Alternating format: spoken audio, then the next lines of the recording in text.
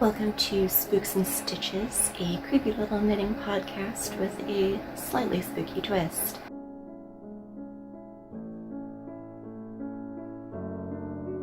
My name is Sheena Perrell. I'm an author and knitwear designer, and today it is 95 degrees in the Pacific Northwest.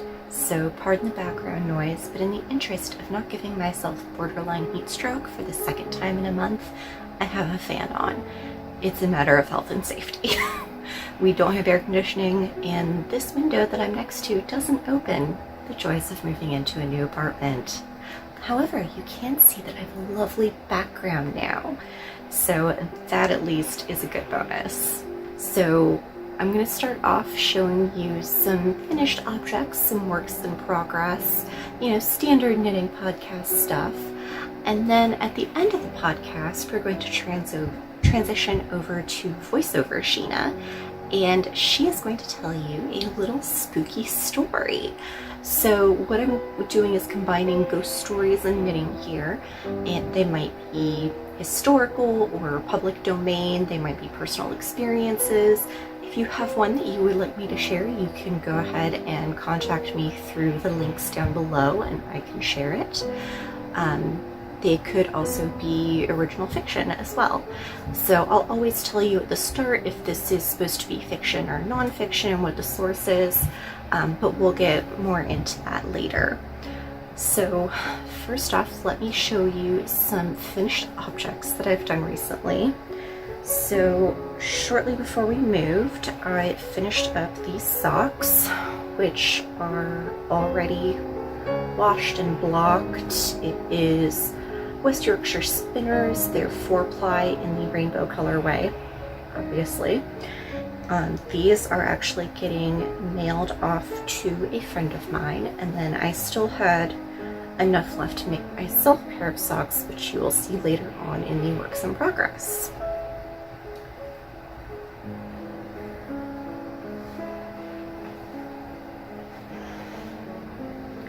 Now, this shawl has been on a journey. I originally cast it on to be something else, and that didn't work out, so I ripped it out and cast on, I think it's called the Bee Queen shawl. I'll leave a link to it below. But the lace panel right here, it's got like a cable pattern that looks like a honeycomb, and it broke my brain. I could not get things to line up. I'm not a lace knitter. It was just not working for me. So I ripped it out again, and I'm just like, you know what? I would rather just have these two yarns knit up into a shawl together, regardless of how it looks. So I went ahead and just did a yarn over knit two together for the lacy bits. And then there is a little picot edging there, which that took for freaking effort. But it is washed and blocked and done, and oh look, there's an end I forgot to weave in. Okay, I'll take care of that later. So this is it. I cannot show you the whole thing, but it's very lovely. I'm not usually a pink person, but I really love like pink and yellow and orange together, like tropical sunset colors. I love flamingos and all things tropical, but also spooky and dark, so go figure. And then my last recent finished object is this hat. Now this is made out of mill ends that were custom spun onto a cone. And this was for Ash, who is my adopted sister slash roommate slash partner in crime. And I made that for her to match a sweater that I made for her a couple of years ago, and I will pop a picture right over there. And this is the exact same yarn that's used on the skulls in that sweater. And I just crocheted it. I think this is half double crochet, single crochet, and then a crocheted ribbing along the brim. And she does have a bigger head than me, so that's why it's too big. But also we're big fans of slouchy hats that get held in place with bobby pins. That's just kind of generally part of our collective style. So that's it for the stuff that I finished recently. I did kind of go on a finishing binge right before we moved, but a lot of that stuff is still in storage. And I just wanted to grab the most recent stuff here, so there will be more next time. I'm sure there will. So hang on for just a second while I rearrange and I will grab my works in progress. Okay, so this is a hot mess. I'm gonna have to find a basket or something that I can keep over here to put my whips in for the podcast, because my lap is a mess right now. So first of all, let's start with these socks. This is another project for Ash, and this is the Unique Sheep. The colorway is Boo, and it's on their green sheep base, which they're really cool because if you write to them, then you can get custom colorways, or you can get a colorway that they offer on one base on a different base. And this is Gwydion. He's the resident squid slash noodle because he has more limbs than he knows what to do with and zero common sense. So I'm knitting those up into a pair of socks for her, and you can see that I found the stitch count that the base was made for. So these are, excuse me, Gwydion. So these are, I think, 56 stitches for the foot, and then I did a short row heel, their toe up obviously, and I increased a total of 8 stitches over 4 rounds right before I started the short row heel, and that just gave it a little extra room to go over the heel and the arch, because when Ash tried them on they were a little bit tight. These are a cotton and I think linen blend, so they just don't stretch as much. They don't have the elasticity of wool, but Ash is allergic to lanolin and pretty much all forms of animal fibers. So if you want recommendations for non-wool sock yarn, that's kind of my specialty, and I actually have a blog post all about finding non-wool sock yarns and non-wool yarns for other projects. And if you're wondering why I'm making her so much stuff, part of it is because, you know, aside from being family and my roommate and someone that I care about a lot, she is also my cover artist. So because we live together, it doesn't really make sense to pay each other for services, so we just trade things. So like, she's decorating my room right now, I'm making her socks, and when she makes me a cover, I still owe her a sweater from like a couple of covers ago, but she's the only cover artist I know who takes payment in knitwear, so it works out well and it saves me a lot of money on my production costs. So this is the first sock. It's maybe 2/3 of the way done, maybe a little bit less than that. These are actually the first socks she asked for to be higher than just like shorty ankle socks. So I'm gonna do a little bit further on that and then switch over to the next sock. And then the next project I'm working on is a hat, which really does not look like much. This is like the most boring whip in the universe. This is Berocco Pima 100, I think. It's 100% cotton, or maybe a cotton blend, and it's just in like a natural sort of beigey color. And this is going to be, I'm testing something out. I'm experimenting basically. So if you have been on Ravelry or on Instagram lately, you've probably seen a lot of people doing the Musselburgh hat, which is basically a long tube with closed ends, and then you fold the end of one side into the other, and it makes a double layered hat. And I was thinking about that, like, wouldn't it be cool if you used the 2 layers to your advantage and did like an overlay? So this is the underside that's going to be close to your head. And then once I knit through to the brim and do some ribbing, I'm going to switch over to this red, and I'm going to do like a mesh type thing, and I'm hoping the end result will that it will look like a mushroom cap, like a Mr. Toad type of thing from Mario. So I haven't been working on it too much. I've had other things that I'm more interested in, and to be quite honest, this cotton yarn, it's on, what size are these? These are 9s, they're Chowgoos.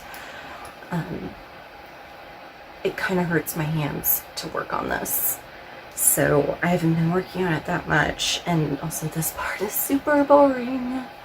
So I've been ignoring it, but I will get back to it eventually. And I just thought that would be kind of cool. I'm still partially hooked to the mushroom hat, but we're gonna go with it. So this is going to be a top. You can't tell yet, but it's going to be a just kind of lightweight summer top with straps that cross in the back. So these are the straps, and you can kind of see how one side is sloping in because I'm decreasing. So they're going to slope in to create the X and then become much thinner, almost to I-cord proportions. And then when they split, and then it goes over the shoulder and then knit down. So I've got a sketch of this. I don't remember the color of this yarn. I think it's like Rockstar or something.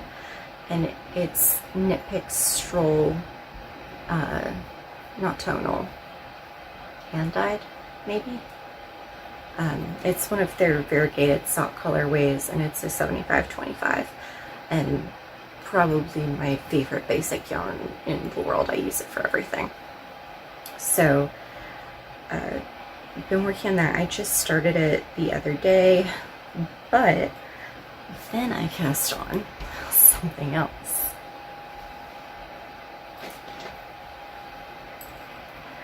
So this is the Crumb pattern by Andy Satterland, and it's this super cute vintage style cropped cardigan, and I absolutely love it. And Ash asked for one in orange. So this is Knitpicks Comfy Worsted in copper, and her construction is always really interesting. So you actually cast on across this long edge that I'm holding right here, and you work down and then put everything on holders, and then you pick up stitches along the edge, and now I'm working like here down for the front of the sweater. And it's really interesting to work on. It's just busy enough to keep me interested, but I can still watch TV while I'm doing it. I do have to use stitch markers, and I do have to use like page flags on my pattern to keep track of where I am, because there's a lot of back and forth in the pattern. Like she'll say, you know, knit 5 and then work from chart C, and then repeat the last 2 rows. And it's kind of confusing, and at times it's a little hard to tell if she means like repeat the last 2 rows exactly, or continue to use chart C and move forward. So it's a little bit difficult. It's definitely the most complex pattern I've ever worked from, but her schematic, oh my god, it's so perfect. She includes 15 different measurements. Actually, I can see it from right here. Okay, she includes 9 different measurements on this sweater, so I exaggerated a little bit, but I've never seen a knit pattern or even a sewing pattern that provides that precise of measurements. She's got like upper arm circumference, wrist circumference, length of arm, length of torso, bust circumference, width of back, all these different measurements. So it makes it really easy to know, okay, I'm starting this sleeve, I'm going to have to adjust the circumference on it by 2 inches. And then you can kind of read that section of the pattern and figure out, okay, I need to cast on an extra 10 stitches and then follow these instructions. And it makes it so much easier.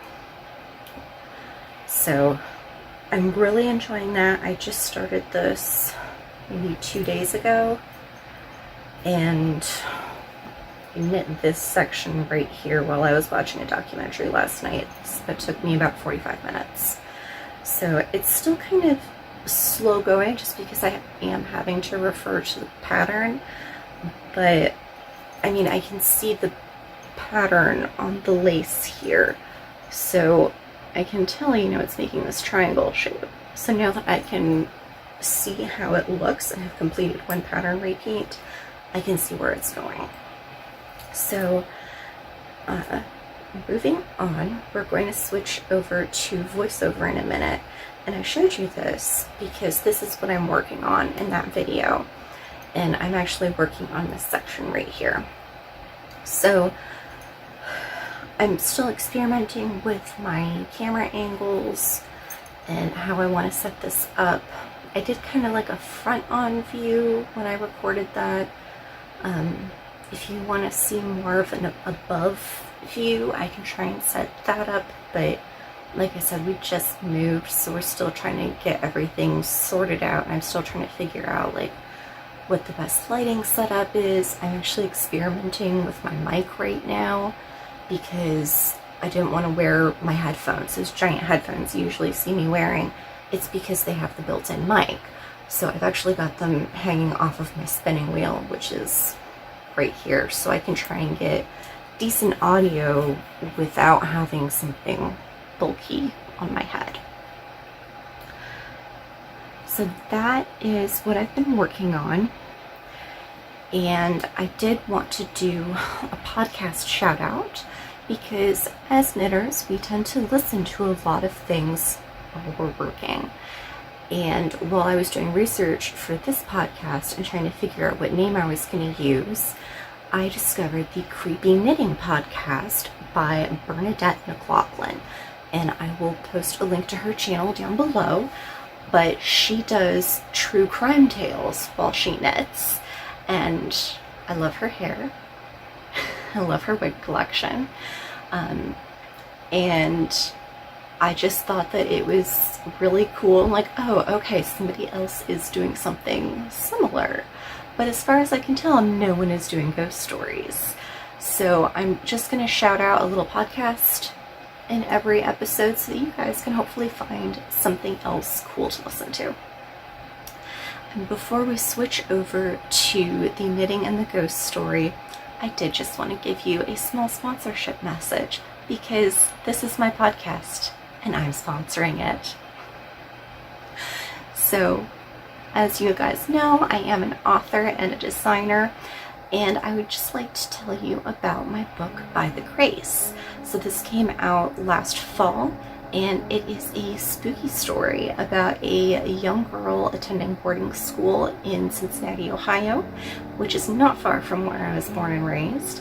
And she's attending school during the influenza pandemic of 1918. When I wrote this, it was like 3 years before the pandemic started, so I had no idea that was going to happen or that I was going to release it in the middle of the pandemic. So that was spot on. But if you're looking for something a little creepy, maybe a little something cathartic, that would be an excellent read for you. The main character, Julia, is a stitcher. Her preferred craft is embroidery, and she is also autistic. Now, in 1918, that wasn't an official diagnosis, so she doesn't really have a way to verbalize the things that she's feeling and experiencing. And the treatment of autistic people was very different back in 1918, and some of that is shown, so that might be triggering for a few people.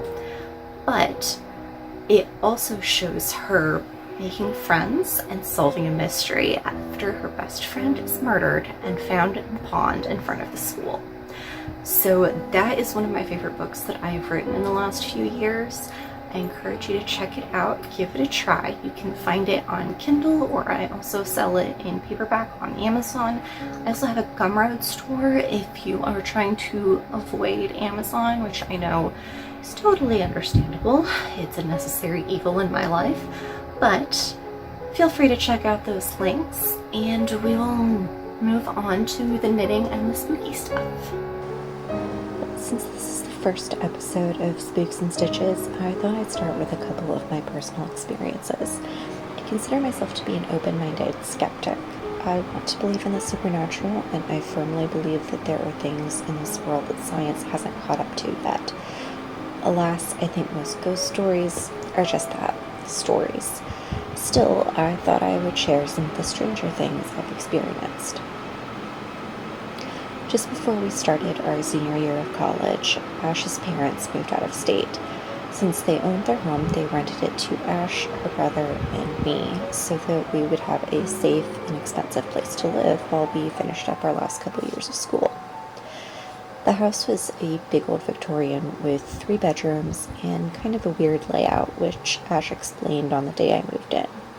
Though I'd been to her house a few times, I'd never been upstairs or really any place other than the living room. She explained it had once belonged to her great-great-grandfather, who was a doctor, and he used the front room as an office, so it had its own separate entrance. Later, the house was sold, chopped up into a duplex, and then renovated and turned back into a single-family home. So it had a lot of architectural quirks, including a door on the 2nd floor that went nowhere except 12 feet straight down to concrete. I was in love. As she took me up the stairs, Ash offhandedly mentioned that there was a ghost in the house, but not to worry about it. He's harmless. I've never seen him. Oh, and you might sometimes see a cat that isn't ours. We think it belonged to my great-grandfather. My jaw dropped. I wasn't sure if I should take her seriously or not, but I tried to take it in stride. As much as I love a good ghost story, I am the biggest chicken you will ever meet. I couldn't even watch Hocus Pocus all the way through until college, though that was mostly because of the scene where Binks gets hit by a bus. I can't do animal death, but I digress. We lived in this house with 3 pets of our own. Well, sort of. Her parents left their Cocker Spaniel and their small fluffy calico with us because they were both old and they wanted to settle into their new place before traumatizing for pets. Right before Christmas, I also adopted a cat of my own. And I mention this because it's kind of important to the story. So Jolie was the calico, and she was tiny and long-haired and hated everyone, but the day I moved in, she climbed into my lap and started purring, and from then on, I was her temporary human. She was maybe 5 pounds, including fluff, and mostly white with just a few calico patches. My cat, Hermes, was 6 months old when I adopted him, but already slightly bigger. He was very much a kitten, however, and he didn't want to cuddle or climb in our laps. There were only 2 ways to pet him. While he was eating, or on rare occasions, he would jump up on the far end of the couch and chirp to say that he wanted affection, and then I could slowly reach over as far as I could, laying all the way down on the couch, and then gently rub his cheek with the barest tip of a finger. So, when I felt someone jump on my bed one Saturday morning, I assumed it was Jolie. It was about 8 a.m., and I was trying to pretend I wasn't really awake. I burrowed down deep in my blankets because it was opposite a wall of windows, and I hadn't put up curtains yet. I felt the cat curl up on my nest. I heard the purr. I pulled down the covers enough to free one hand and smile at Jolie, but Jolie wasn't on my bed. The cat was black and white, but long-haired. I stared at it for a moment, startled by the strange cat that wasn't mine, and then it vanished. Sometime later, I was passing through one of the little side rooms into the bathroom while I was getting ready for bed. It was probably around midnight, so I turned on a light to keep from tripping on any of the craft supplies that covered the floor. Laying on a pile of blue fabric I had planned to make bedroom curtains out of was the cat, the same black and white, long-haired cat. He had 4 white paws, a white belly, bib, and nose. Hermes, by contrast, has short fur with an all-black belly and face, except for a little white dot above his mouth. The cat chirped at me, a similar musical sound to what Hermes uses when he wants attention, and then, once again, vanished. Both of our cats were downstairs at the time. I had left them with Ash watching TV, and there was only one staircase. We lived there for a year, and I never saw the ghost of the doctor who once owned the home, though I think I did hear him once. Again, it was a weekend morning, and I was trying to pretend I wasn't really awake when I heard footsteps by my bed. They paced back and forth 3 or 4 times. I was convinced it was Ash, and equally convinced something bad had happened because she never got up before 11 a.m. on a weekend. I was usually up for hours before she managed to rouse herself. If she was pacing back and forth in my room just after dawn, something must have happened. Had her parents called? Did something happen? Just as my sleepy brain was putting the pieces together and I made the decision to sit up, I heard a sigh and felt weight on my mattress at my side. I pushed back the covers to ask what was wrong, but no one was there. The room was empty, not even a cat in sight. To be sure, I asked her later on if she'd been in my room, and she looked at me like I was crazy. That wasn't the only strange experience in that house. We frequently had experiences of walking into each other's dreams. For example, one night I had a dream about doing my homework for school and going into the next room for supplies. Inside, I found Ash and her mom packing up several totes of craft supplies, mostly holiday related. Ash handed me the tube of paint I needed, and I went back to finish my painting. The next morning, Ash told me about a dream she had about prepping for a craft fair with her mom, who had once earned extra income at craft fairs. And then there was a strange incident where I'd been there for some inexplicable reason, even when we hadn't been friends during that period of her life. Just one example I remember, but I think there were 3 or 4 total. For my last story today, I want to tell you about my haunted car. In this life, I believe that there are people we're close to because we spend a lot of time around them, and then there's the people that we're close to because we just click, because we have compatible personality types, or because our souls recognize each other from past lives. My dad's family is the former. I was raised around them. Until I started high school, I saw at least one member of his family nearly every week. My mom's family is the latter. My mom is from Quebec, so I only get to talk to her family on holidays or over the phone. And when I was a kid, about every 2 years or so, someone would save up enough money to travel the 2,000 miles across the border. But I didn't get to see them very often or talk to them very much. In high school, I was thrilled to learn French because it would make communicating with my grandmother easier. While Grandma was bilingual, she spoke with a very heavy accent, and it was really hard for me to decipher. I wanted to learn the language so I could talk to her more and understand her more easily. Unfortunately, the summer before my sophomore year, she passed away. She died a week after my 15th birthday. A year and a half later, I got my driver's license. I couldn't afford my own car, so my dad allowed me to drive his 1984 CJ7, which he'd fully restored himself. Word of advice, that is not a good car for a new driver, and there's a reason you don't see many classic or antique Jeeps at car shows. They are meant to be rode hard and put away wet, and they have a shortened lifespan to match. This car was a death trap. I drove it for 2 years, and in that time, it had the transmission rebuilt, a broken fan belt, 2 new alternators, 2 new batteries, a mystery oil leak, a brand new tire that blew while I was driving. It went so far out of alignment over the course of 2 days that in order to drive in a straight line, I had to put the wheel all the way to the left, a loose wire that shorted out the taillights and the gas cage, and there were at least 2 gauges that just flat out didn't work from the time he handed me the keys.